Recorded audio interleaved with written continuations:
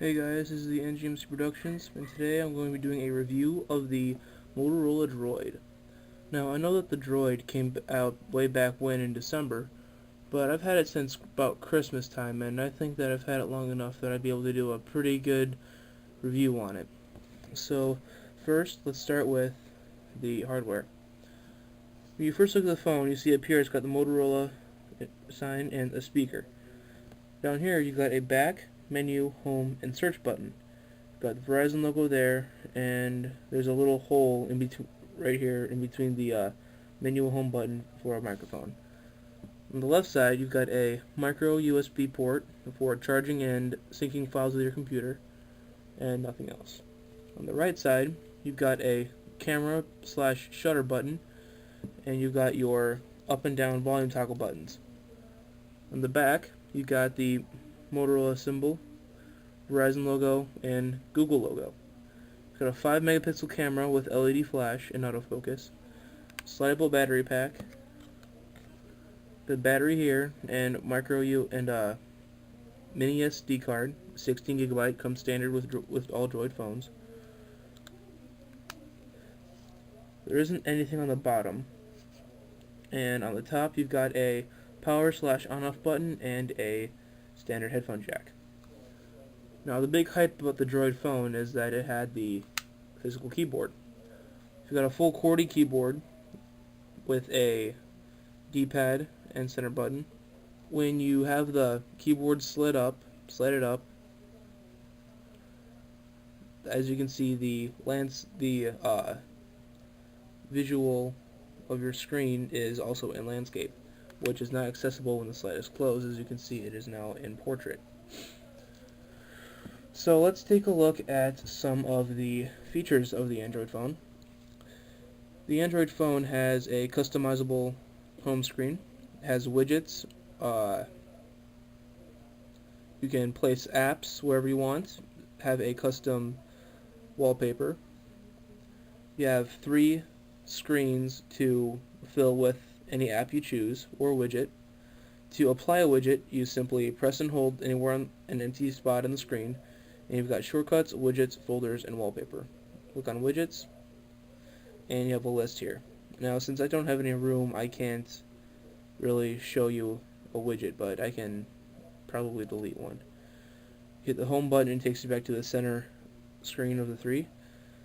And to delete applications or widgets, you just press and hold, and you drag them down here to the trash can, and they go away. To reapply it, press and hold the screen, widgets, and I just got rid of the music, and it goes right back right there. Now let's show you the camera app. You press the camera app, or you could press and hold the shutter button here, and you have to put your phone into landscape.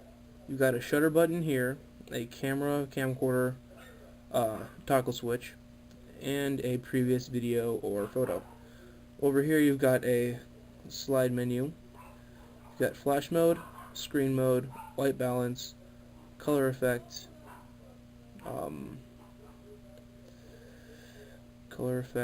store location, picture size, quality, and focus mode. You switch to camcorder, you slide it over.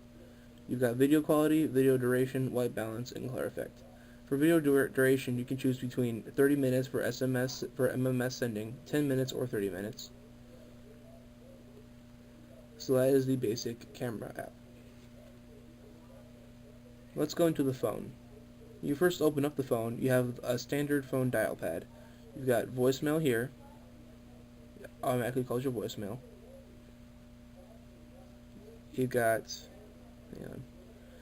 You have a backspace button for when you're typing, when you're adding a number, make a mistake, there's a back button. And then there's the obvious place call button. Up here you've got phone, call log, contacts, and favorites. Go to call log, and you've got your recent calls. Contacts, you've got all your contacts. Favorites, any favorited phone number.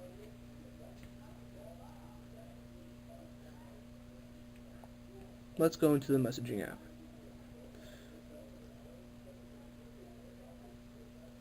The messaging app, you have the new message option, and you have open conversations.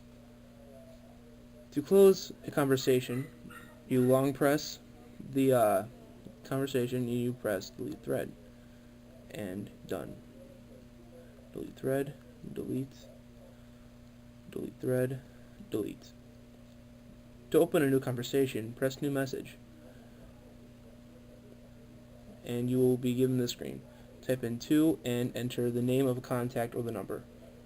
So I will do Kara, my sister, and her phone number shows up right there.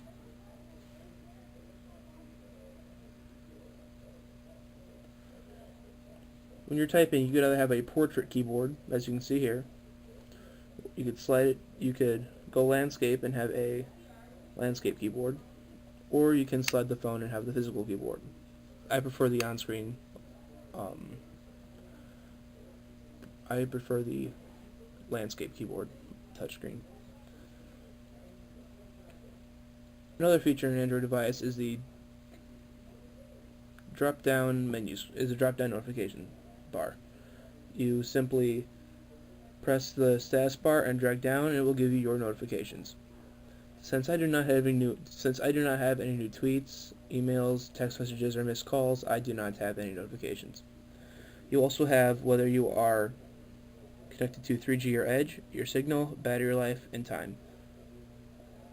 In the web browser, you open up the web browser and you have the address bar up here. Let's just go to, how about GameStop.com. Go. It's got a loading bar, a cancel button, and here's the website. When you're scrolling, it is a bit glitchy. The Droid does not support multi-touch, so it has a zoom in and zoom out magnifying glass on the bottom. However, you can double tap to zoom in or out. Now let's go to the market. When you first open up the market, you'll be taken to this screen. This is the market home screen. You've got featured apps here. You have apps. You have an app tab, and it'll take you to the top paid apps, top free apps, and most recently added apps. You can go to games, and it will give you a list. It'll give you a subcategory list for your games, and you can go to Verizon, and it will give you Verizon apps. There's also a search button up here that you can press, and you can search the Android market that way. Another feature of the Android phone is the LED notification light. It is located above the upper right hand corner of the screen. It blinks green when you have a new email or text message, a light blue if you have Droid installed when you have a new tweet, navy blue when you have a new message on Facebook.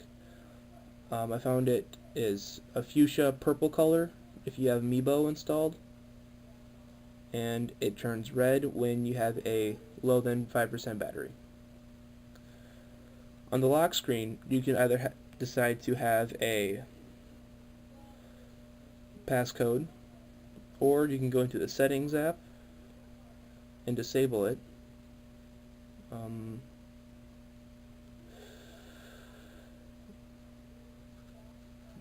Disable the passcode.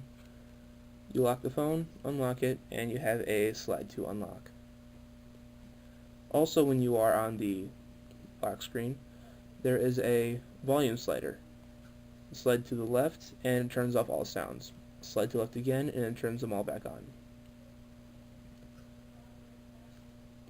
Well, this has been my review of the Motorola Droid on Verizon.